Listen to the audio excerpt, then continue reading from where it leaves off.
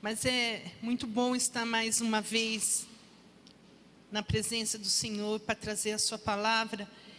E é muito bom já ter ouvido o que o Senhor quis nos dizer até agora, né? Nós temos que ficar atento a todo momento que o Senhor tem para nos falar, porque Ele tem falado desde o começo, desde a escola dominical, né? Quem não teve aqui na escola dominical, desde a escola dominical o Senhor já tem falado e nos puxado a orelha em algumas situações que nós, como filhos, temos que tomar posição.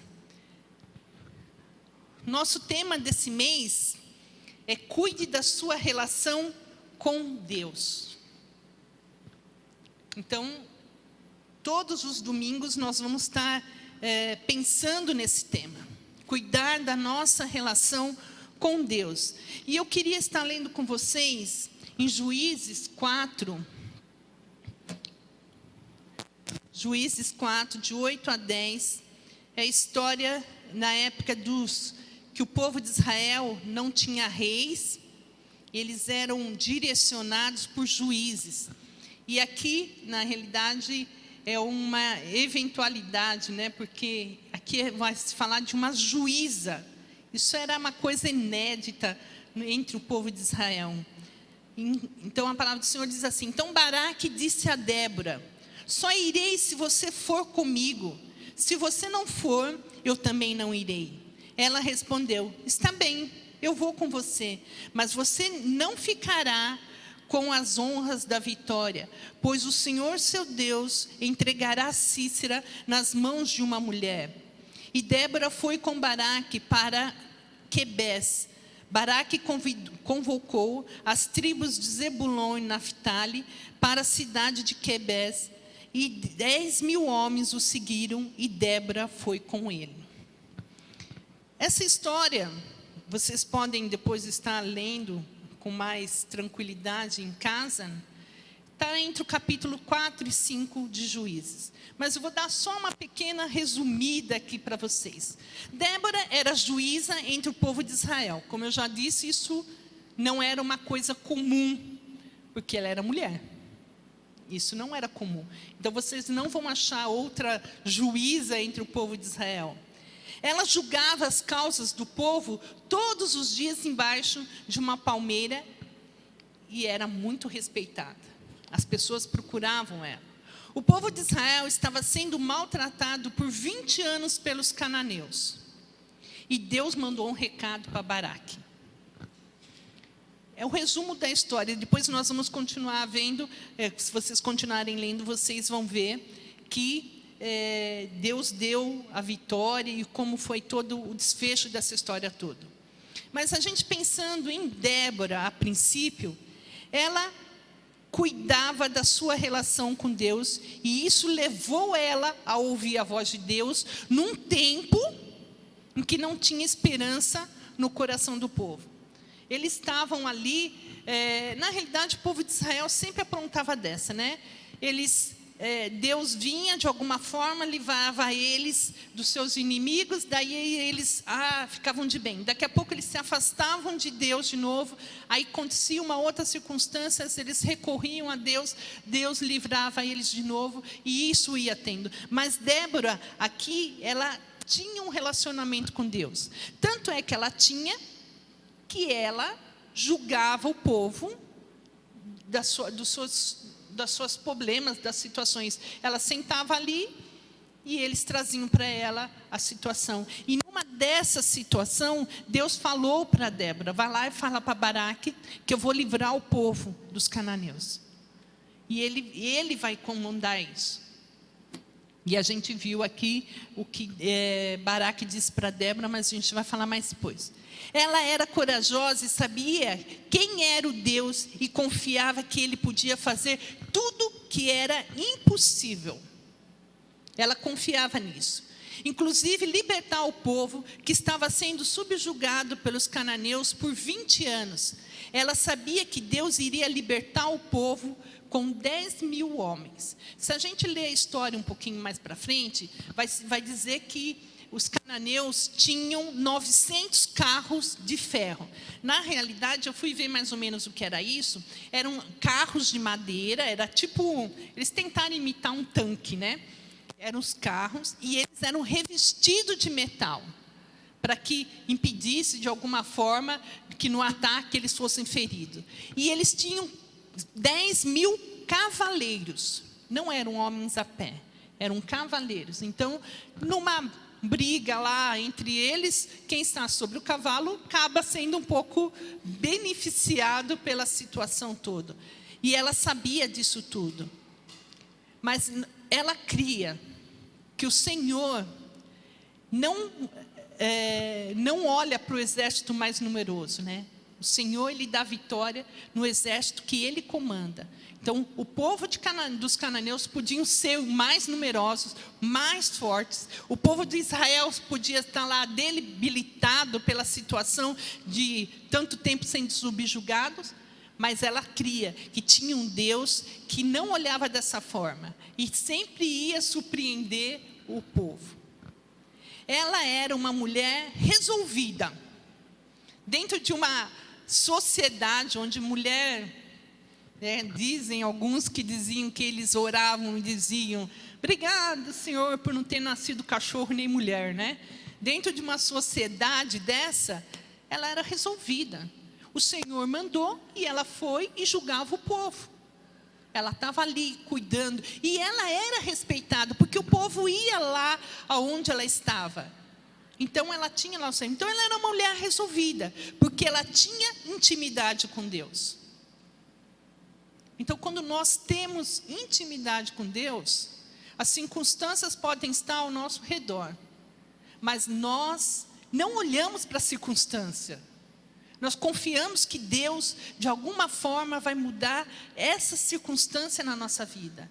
E ela era resolvida nessa situação, porque ela sabia que Deus, depois de 20 anos, ia resolver, e tanto é que Ele falou para ela que ia ser resolvido. Então, ela era uma mulher resolvida. Com certeza ela tinha lá seus problemas, porque ela era casada, então ela tinha que cuidar da sua casa, talvez, não fala, mas talvez ela tinha filhos, ela tinha lá os seus problemas. Mas isso não impedia ela de estar na presença do Senhor. Ela ficava ali todos os dias. E às vezes nós deixamos algumas circunstâncias na nossa vida nos impedir de estar na presença do Senhor. Às vezes nós vemos, sei lá, a gente pode estar pensando em várias coisas aqui, que um dia passou pela sua cabeça, de impedir de você esmorecer, fraquejar, e não estar na presença do Senhor. Hoje, de manhã, a gente ouvia sobre isso, que existem coisas que são colocadas sobre, que nós colocamos em nossas vidas, e isso nos afasta da presença do Senhor. Mas Débora não pensava nesse problema, ela tinha certeza que o Senhor iria fazer algo diferente na vida dela. E isso me levou a pensar em algumas situações. Às vezes, nós vemos na casa do Senhor, eu não sei qual foi o real motivo que te trouxe aqui hoje. Eu vou porque talvez o pastor vai pegar no meu pé, porque ele já falou que tem olho de raio-x e sabe onde cada um senta, e se eu não for, aí ele vai falar no domingo que vem: fulano não estava no culto, então eu vou. Eu vou porque eu acordei cedo no domingo, estou acostumada, então acabei vindo. Eu vou porque eu quero aprender mais do Senhor. Sei lá qual foi a motivação que te trouxe aqui hoje, ou simplesmente por costume. Às vezes nós nos acostumamos de vir na casa do Senhor. Quando nós estávamos ali na Vila Maria, em São Paulo, a minha irmã uma vez falou assim: nossa, eu preciso do endereço da igreja de vocês, porque é mais fácil encontrar vocês lá do que aqui. Isso porque a gente era vizinho de casa. Minha irmã tinha uma janela que quando ela abria, dava no corredor da minha casa. Então, às vezes, quando nós queríamos falar, eu só abria essa janela da sala dela, que já dava no meu quintal. E a gente vivia lá na igreja. E ainda foi um período que o Paulo estava desempregado, aí que a gente ficava mesmo, porque tinha algumas coisas para fazer, elétrica, então a gente vivia lá. E nós vamos nos adaptando às pessoas da igreja. E nós vamos vivendo aqui, e às vezes a gente vem porque fica muito esquisito ficar em casa, e você sente falta dos irmãos. O irmão fulano, eu gostaria de estar lá, e a gente acaba se acostumando. E aí nós vamos criando algumas mudanças externas, que não é verdadeira. Eu me lembro que quando eu entrei na igreja, na minha época, né, nós não tínhamos tanta liberdade de vir de calça na igreja, né? Tinha umas coisinhas assim, de brinco e algumas coisas. E quando eu vim na igreja, eu era hippie, né? Então, para mim, era muito estranho algumas coisas. Eu gostava muito de... Eu ainda gosto, né? Eu tenho tentado me contornar. Às vezes eu ponho, eu tiro. Então, eu gosto muito de pulseira, eu gosto muito de colar. Eu gosto muito dessas coisas que fica muito extravagante, assim, né? E, quando eu comecei na igreja, o primeiro dia eu fiquei muito constrangida, porque eu via as pessoas e eu via que elas eram diferentes de mim. E aí eu pensava, eu tenho que fazer igual elas. Aí eu fui lá e comprei uma saia e um sapato de 2 cores, que só tinha ele, então todo culto eu só ia com aquele sapato de 2 cores, era azul e branco. Chegou uma hora que eu não conseguia nem mais olhar para ele. Mas era essa roupa que eu tinha, eu não tinha outra. Então eu imaginei que eu tinha que me vestir daquele jeito, porque todo mundo estava daquele jeito. Mas aquilo me incomodava muito. E aí eu comecei a orar sobre esse assunto, e um dia, eu usava brinco, eu não tirei. Eu via que as meninas vinham até a porta, tiravam os brincos e entravam para dentro da igreja, e eu não tirei. E aí uma irmã lá, a esposa do pastor Pedro, a irmã Lucy, chegou e veio chamar a minha atenção, porque eu estava de brinco. E aí eu me lembro muito bem que o pastor Pedro falou assim, não fale nada para a irmã Noemi, porque Deus vai moldar ela no tempo dele. E isso foi muito bom em ouvir, porque se eu tivesse sido confrontada, eu tenho agora estou curada, né? Mas eu tinha assim, se você me confrontasse, aí pronto, aí que eu fazia, parece que era de birra. E aquilo foi tão bom para mim, que depois, se vocês me perguntarem para onde foi tudo aquilo que eu tinha, não sei. Foi tão natural aquilo sendo tirado da minha vida, e graças a Deus eu comprei outro sapato, que tirei, nem sei também onde foi parar aquele sapato branco com azul.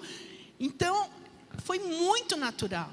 E Deus trabalha naturalmente na nossa vida quando nós deixamos Ele trabalhar naturalmente na nossa vida. Quando nós damos liberdade para Ele agir na nossa vida. Porque Ele é um cavaleiro. Ele vai, a palavra diz que Ele está à porta e bate. Quem abrir, Ele entra e vai comer. Mas se você falar lá de dentro, entra aí a hora que você quiser, Ele não vai arrombar a porta e vai entrar. Quem arromba a porta é o inimigo, é o ladrão. Deus não vai fazer isso. Então, às vezes, nós temos perdido coisas de Deus, porque nós, às vezes, gostamos das coisas que nós temos trazido nas nossas vidas. Às vezes, existem coisas nas nossas vidas que nós não queremos que mude. E aí, nós criamos, então, alguns dialetos, né, crentez, e a gente vai criando, misericórdia, sangue de Jesus tem poder, vamos orar. Não, esse é o pior para mim, né? Vamos orar e nunca ora, então esse para mim é o pior, né? Está repreendido, Deus é mais. E nós vamos nos acostumando, e às vezes nós nem sabemos do que nós estamos falando, porque nós ouvimos o que todo mundo ouve. Então, Deus tem que agir em nossa vida. Deus, de alguma forma, nós temos que dar essa liberdade para Deus em agir. Em Romanos 12, 2 diz, Não vivam como vivem as pessoas desse mundo, mas deixe que Deus os transforme por meio de uma completa mudança de mente de vocês. Assim conhecerão a vontade de Deus, isto é, aquilo que é boa, perfeita e agradável a Ele. Não vivam como as pessoas desse mundo. Como nós temos vivido? Quando você sai daqui, que aqui nós estamos no nosso meio crentez, né?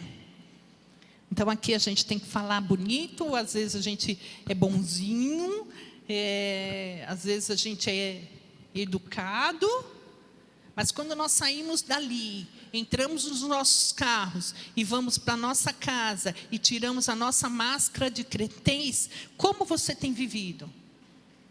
Como tem sido a sua palavra? Quantos palavrões você tem falado na tua casa? Quantos pensamentos obscenos às vezes a gente tem tido fora da casa do Senhor? Lá na nossa casa, porque lá nós temos liberdade de mostrar quem realmente nós somos. E aí eu fico pensando, a quem nós queremos enganar? Como tem sido a nossa vida financeira no nosso dia a dia? Nós temos vivido, não digo nem a fidelidade aqui, mas a fidelidade em pagamentos. Você tem comprado coisas que você não pode pagar? Está errado. Você só pode comprar aquilo que você está pagando. Porque se você deve para alguém, o teu dinheiro não é teu. O dinheiro é de quem você deve. Porque você pegou algo dele e tem que devolver em dinheiro. Então, como tem sido a nossa vida fora daqui? Eu não digo aqui dentro, fora. Lá na sua casa, lá no teu serviço. Hoje o Marcos falava o testemunho, falava sobre uma pessoa lá do serviço dele, e é bem isso. A pessoa queria dizer algo que ele não vive. E aí, às vezes, nós ficamos ocultos como servos de Deus em nossos serviços e na nossa faculdade, sei lá onde, porque nós não temos uma vida que, como a gente diz, né, minha vida cante a Deus. Nós estamos realmente, as pessoas olham para você e dizem, existe algo diferente. Eu falei uma vez de um testemunho que eu vi de um rapaz que ele era biólogo, ele fazia um curso de biologia, alguma coisa na Unicamp, e disse que passou uma menina na rua, e ele estava num daqueles barzinhos, deve ser ali em Barão Geraldo, porque ali o que só tem é boteco, né?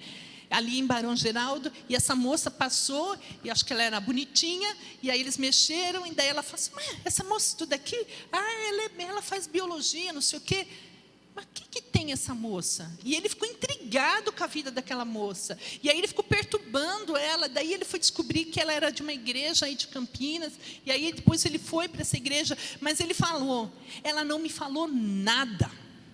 Alguma coisa na vida daquela menina era diferente. E eu queria saber o que era. Nós temos feito isso, as pessoas têm olhado para a nossa vida e têm falado, eu quero saber o que tem de diferente. Você não precisa falar. Você não precisa falar.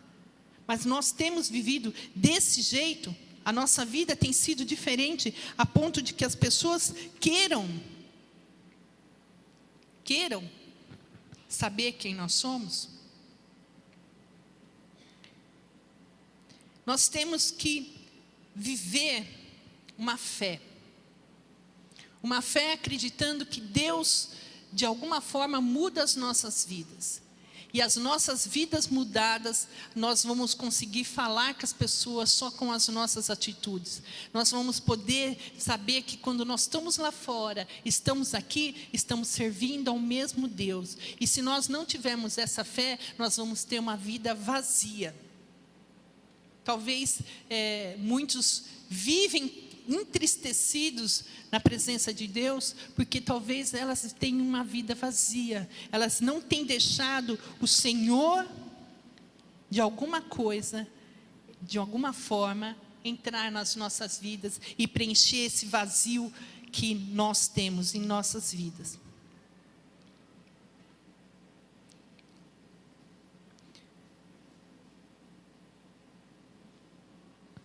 A colheita de boa semeadura de relacionamento com Deus nos leva a armazéns fartos de confiança e fé, pois nos sentimos amados e não tememos o amanhã.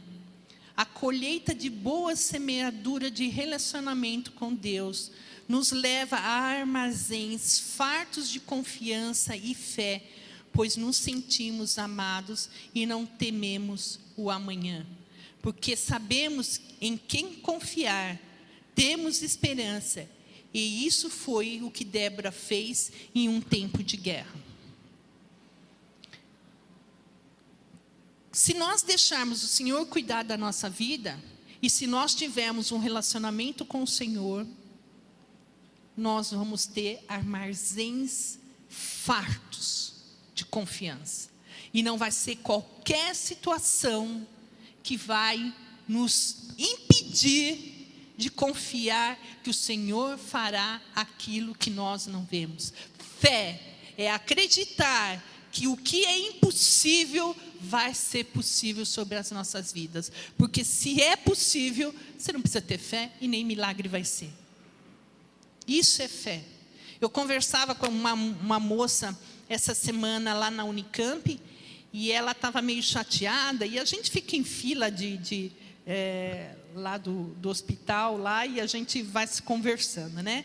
E nós estávamos conversando, e ela começou com um câncer no pulmão. E aí ela estava lá, aí ela estava sem cabelo, e eu estava na fila esperando, e ela falou, eu preciso ir acho que na radiografia. E quem conhece lá é tudo assim, né? Radiografia no segundo andar, que parece que é o primeiro, mas não é o primeiro. O terceiro, que parece que é o segundo. É uma bagunça lá, mas depois que você aprende, é fácil. E é assim, é longe, você tem que dar um montão de volta. Aí eu falei para ela, a fila está grande mesmo? Vai. Aí você já vai adiantando o outro lado. Tá. Ela foi, daqui a pouco ela voltou. Estava até roxa. Eu falei, louco, você foi onde? Voando? Não deu certo, mas como ela tem falta de ar, aí a gente ficou lá e a gente foi conversando. E depois, ela no meio da nossa conversa, ela estava chateada, porque o câncer dela deu metástase e estava na coluna agora. E o médico desenganou ela.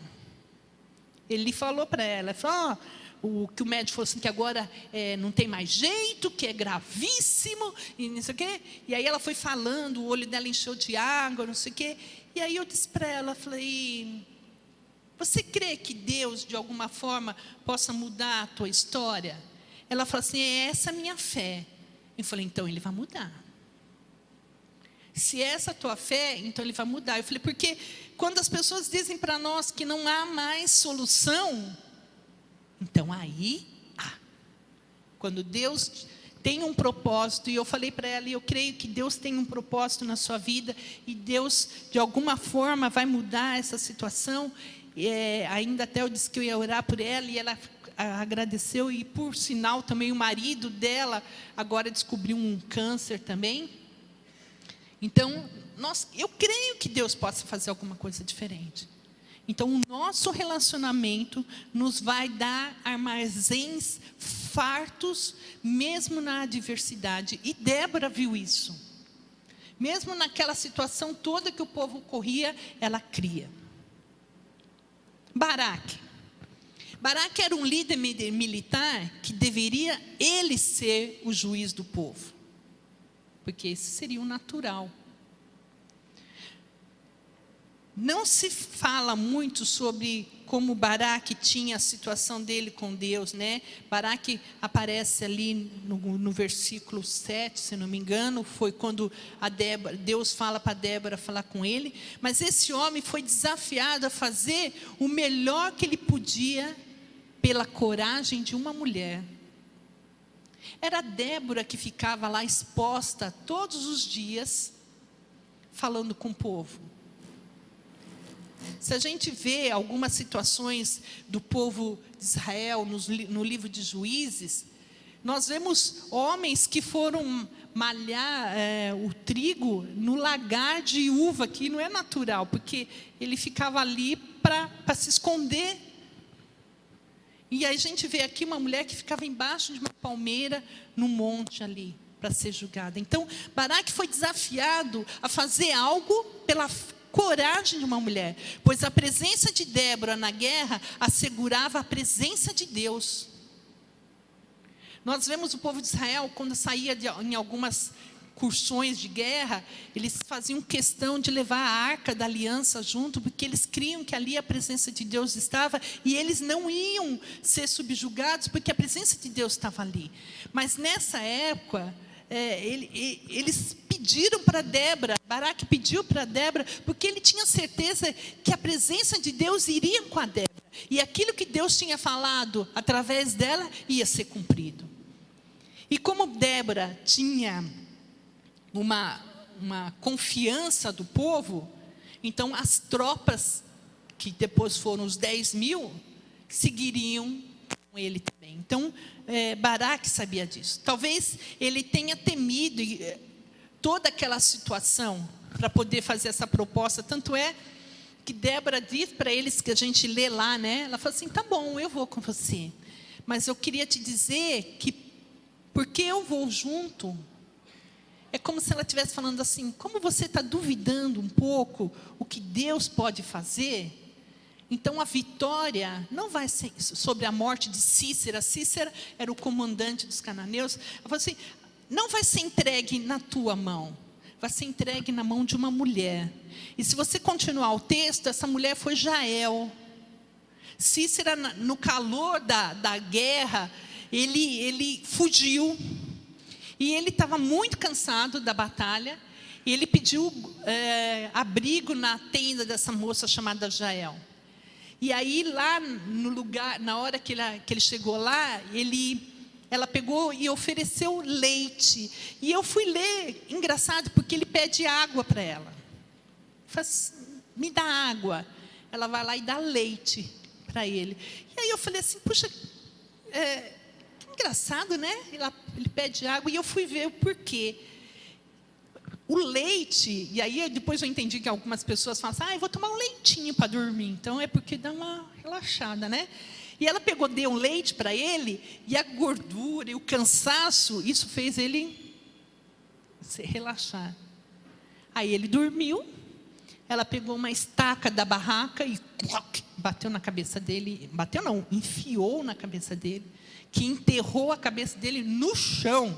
Ô mulher braba, né? Porque imagina a força que essa mulher fez para pegar uma estaca e bater, que a estaca fincou no chão. E aí, a morte de Cícera foi entregue na mão de Jael, outra mulher.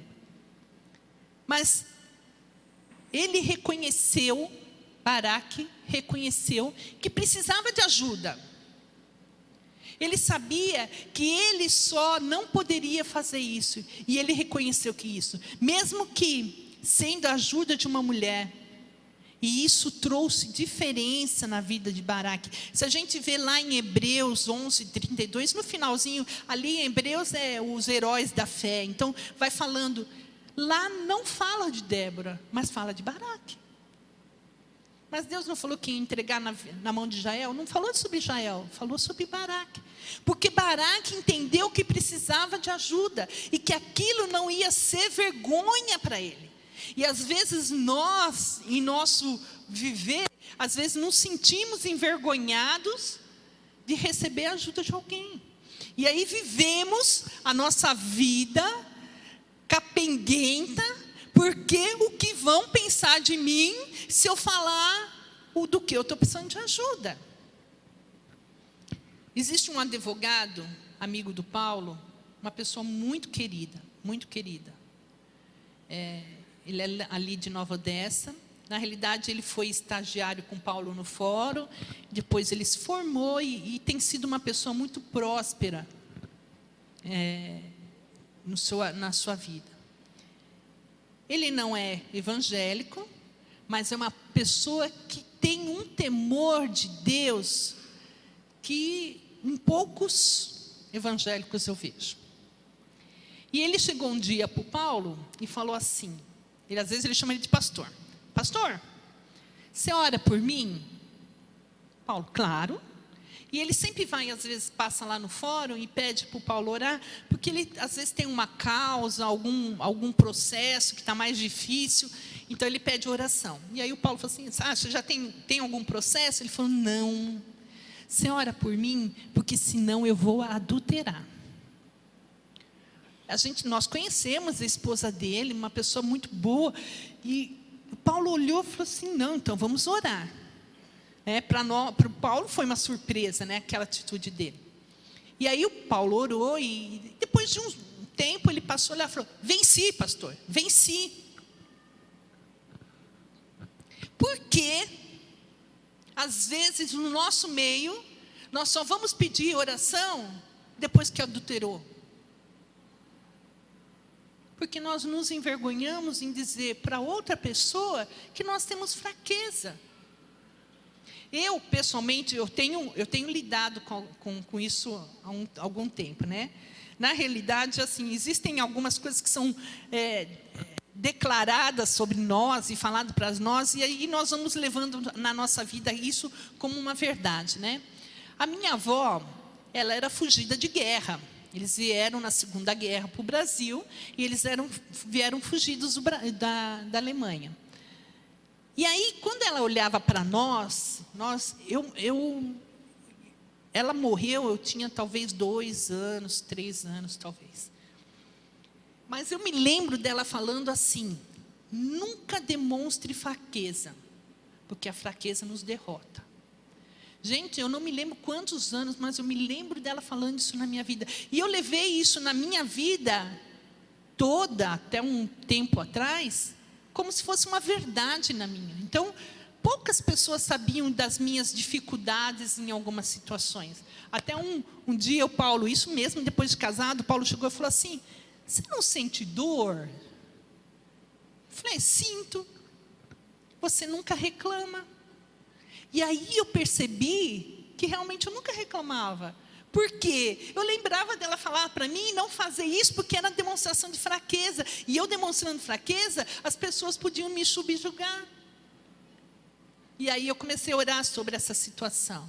E às vezes nós fazemos isso, nós não falamos, eu não estou dizendo para você sair daqui agora e contar para a tua vizinha, contar para todo mundo sobre qual é a tua fraqueza, seja ela qual for. Eu estou dizendo para você orar, para que Deus ponha no teu caminho alguém a quem você possa confiar e contar, e pedir ajuda. Pedir ajuda, para que eles possam. Eu me lembro que quando eu entrei na igreja, nós estávamos num culto de jovens, na casa da Silvana, a esposa do pastor Jonathan, que está lá em Israel, e nós estávamos ali, e aí o pessoal, não sei o quê, e aí eu pedi ajuda. Eu tinha algumas dificuldades de continuar na presença de Deus após a conversão, apesar de que eu sabia o que Deus queria para a minha vida, e aí eu pedi ajuda. Quando eu falei do que eu precisava de ajuda, algumas pessoas ficaram meio... E eu pensei comigo, estou na roça.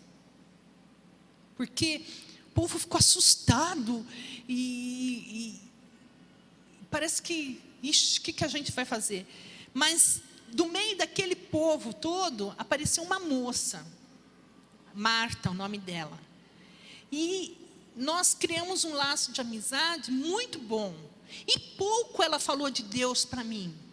Mas nós tínhamos liberdade de conversar. E isso foi muito bom. É isso que me fez alavancar. Ela não me criticava em dúvidas inocentes que eu tinha, ou coisas que eu falava para ela. Ela nunca, pelo contrário, nós estávamos sempre juntos. E isso foi muito bom. Ainda, um dia desse, eu ainda encontrei ela no casamento do Guilherme, nós conversamos um pouco, e foi muito bom em revê-la.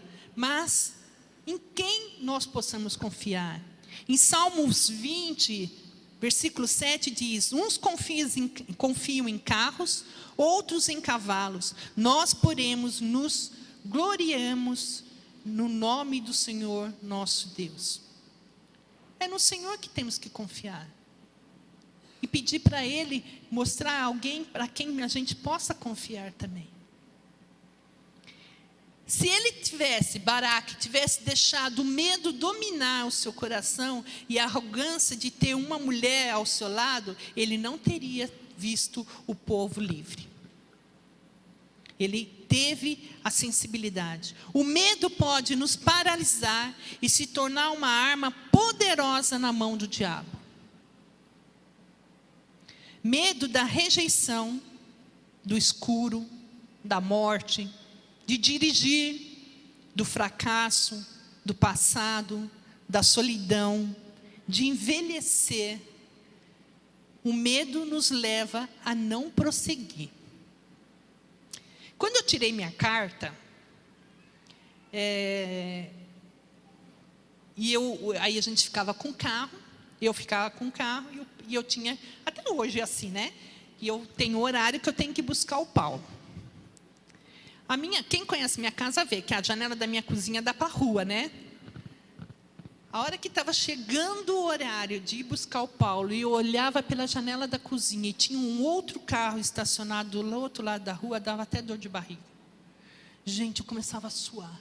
E já pensava, e já via eu dando ré e batendo no carro de trás. E quando fosse virar, não conseguiria virar. E meu portão é imenso. Talvez um pouco menor da porta de entrada aí. E eu já começava a suar frio. E eu já ficava nervosa. E não conseguia fazer nada. E aquilo foi... Aí eu pensei, por quê? Eu não tirei carta. Eu passei no CFC e tive uma excelente nota. Por sinal, até elogio eu recebi. Eu fui fazer aula de volante, eu passei. Não reprovei. Apesar de que quando desci do carro, eu tremia tanto que não sabia como conseguia andar até onde chegava lá. Eu passei. Aí eu pensei, falei assim, o inimigo não vai roubar isso de mim? Foi uma bênção. Eu ganhei a carta, era R$ 1.200 para tirar aquela infeliz daquela carta, e eu ganhei isso. Então o inimigo não podia tirar isso da minha vida. Quando eu pensei nisso e orei para o Senhor, eu nunca mais tive medo, podia parar até caminhão. Eu fiz minhas bobagens no trânsito, eu fiz, e às vezes nós fazemos, né? Mas eu nunca mais tive medo de pegar. Aí alguns falam assim, vai pegar a estrada. Eu amo pegar a estrada. Eu amo pegar a estrada. Quando o pastor Rubinho falou assim, tem que levar o sandeiro lá para Serra Negra, né? Que tinha o outro sandeiro da CBS, quando ele era presidente. Aí eu logo me prontifiquei. Depois eu falei, mas que burra, como é que eu vou?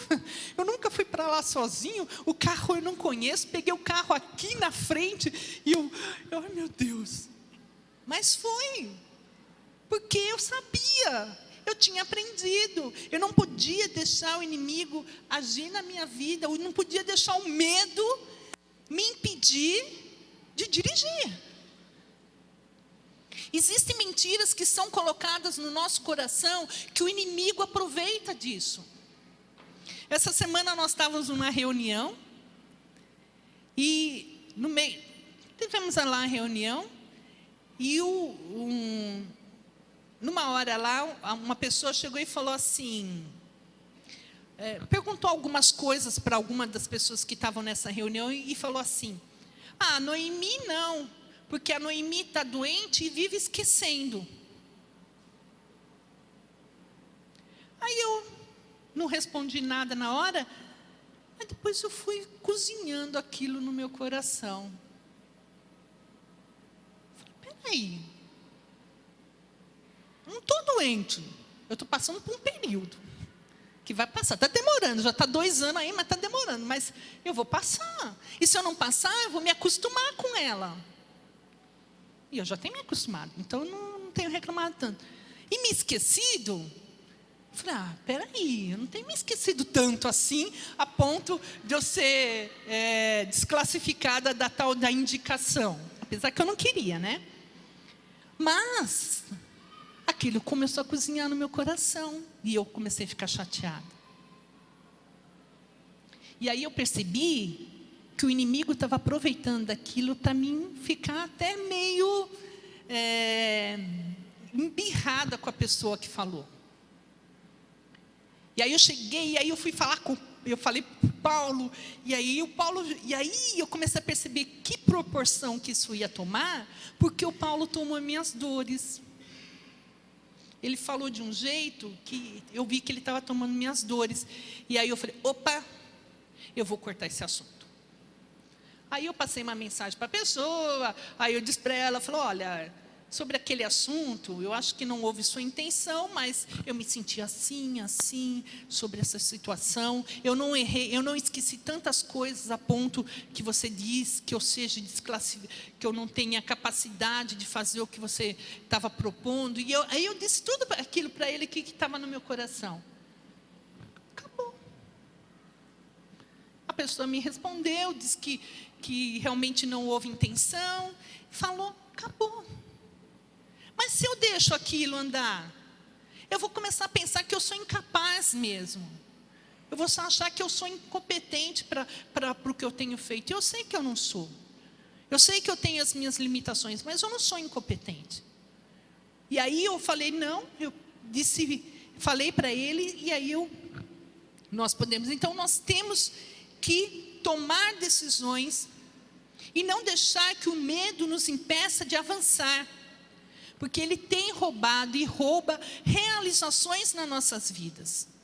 O que você podia e tinha vontade de fazer e não fez porque teve medo? Prestar um vestibular? Mudar de emprego? O que houve que você deveria e agora você pensa, fala, puxa, se eu tivesse feito, se eu tiver... agora não tem jeito. Tem. Só não tem jeito para a morte, porque morreu, acabou. Para o resto, tudo tem jeito. Tem jeito. Nós não podemos deixar que o fracasso em nossas vidas nos tire do objetivo que Deus quer para nós. Temer o fracasso é ficar paralisado. Se você teme o fracasso, você não faz. E se você não faz, você nunca vai saber se ia dar certo ou não. Então nós temos que ir. Ora e vai. E aí vamos ver o que Deus tem para a sua vida. Em Romanos 8, 28, diz, pois sabemos que todas as coisas trabalham juntas para o bem daqueles que amam a Deus, daqueles a quem Ele chamou de acordo com o seu plano. Eu penso que todos nós estamos aqui porque nós amamos a Deus. Porque senão nós não estaríamos aqui. Talvez nós tenhamos dúvidas, alguns tenham dúvida do que Deus quer para a sua vida. E isso eu acho que é muito natural. E o que vai quebrar essas dúvidas é a nossa intimidade com Deus. Mas nós temos que saber que Deus tem plano para as nossas vidas. Às vezes nós pensamos assim, puxa, olha aquele fulano lá, olha o empregão que ele tem, e eu aqui ganhando essa merreca. Olha, o outro entrou no vestibular, ele passou em 3 faculdades, e eu não consegui nem ir na paga. Olha aquela fulana, olha como ela é elegante, e eu aqui fofa desse jeito que não consigo perder 100 gramas, precisa correr que nem a Karen, né? A Karen e o Paulo, daí a gente conta, mas eu não gosto de correr não, então eu preciso ficar fofinha assim, porque do que correr, mas aí a gente tem visto, né? O pessoal animado, então, mas nós temos que entender, que passamos às vezes muito tempo, focado nas mãos dos outros. E se esquecemos de olhar para as nossas próprias mãos. Temos uma jornada e Deus colocou em nossas mãos o que nos capacita a prosseguir. Nós podemos amar louvar, mas talvez você não tenha voz para louvar. Você pode amar fazer medicina, mas talvez você não tenha. Você não pode ver um corte que cai duro. Você pode pensar em várias coisas. mas não é para você. O que está na sua mão? É aquilo que Deus vai fazer. E quando nós entendemos o que tem nas nossas mãos, nós não tememos o futuro.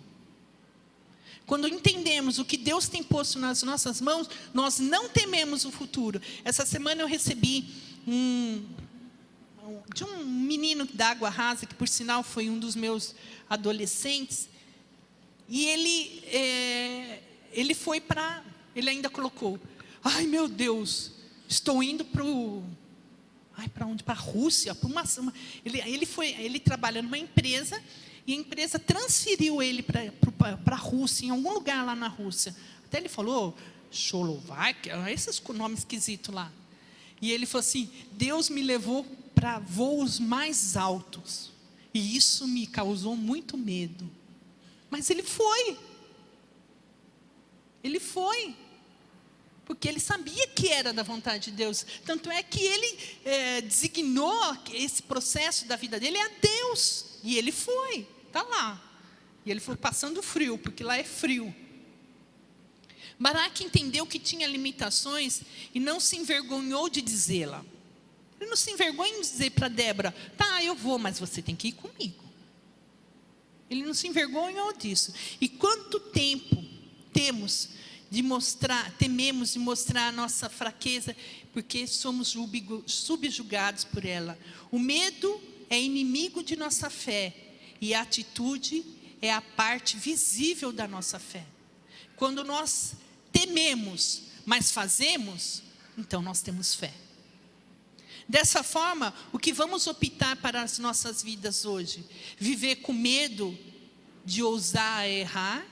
Ou viver embaixo da intimidade com Deus e ter fé que Ele fará o impossível sobre as nossas vidas? Mesmo que as circunstâncias digam não, mas sabemos em quem temos crido. Tem uma música da Ludmilla que diz, né? O que vem para tentar ferir o valente de Deus em meio às suas guerras, que ataque é capaz de fazê-lo olhar para trás e querer desistir. Que terrível arma é usada para tentar paralisar sua fé. Cansaço, desânimo, logo após uma vitória, a mistura de um desgaste com um contra-ataque do mal, a dor de uma perda ou a dor da traição, uma queda de aliança que é raiz da ingratidão. O que pode nos afastar de Deus? Nada, a não ser nós.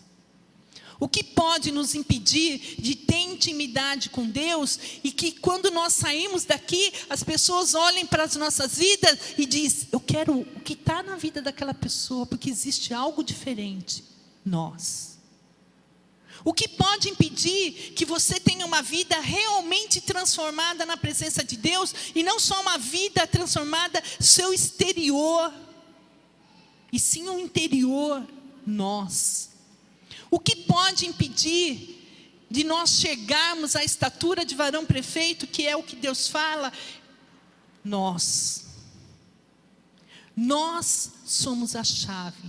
Não queira colocar a culpa das suas frustrações na vida de outra pessoa, porque o nome disso é idolatria. Quando você coloca a sua vida, a sua dependência na vida de uma outra pessoa, você está idolatrando essa pessoa. E isso é pecado. Você é o único responsável pela sua vida. Ninguém mais é responsável por ela. E você é o único responsável de ter a salvação ou perder a salvação. Ninguém mais é responsável por isso. Que nós possamos entender o que Deus tem de plano sobre as nossas vidas. Que nós possamos temer sim, porque eu acho que isso é muito natural. Temer sim, mas não ficar estagnado. Não deixar o inimigo de alguma forma colocar mentiras na sua vida, de forma que você não consiga mais avançar. Você tem sonhos, você tem projetos, siga em frente. Vá com seus projetos, ore. Débora sabia do que Deus podia fazer porque ela estava na presença de Deus. E Baraque sabia o que podia acontecer porque ele cria no Deus que Débora servia. Então que hoje você possa tomar uma posição na sua vida e querer servir a Deus. Como Josué falou, né?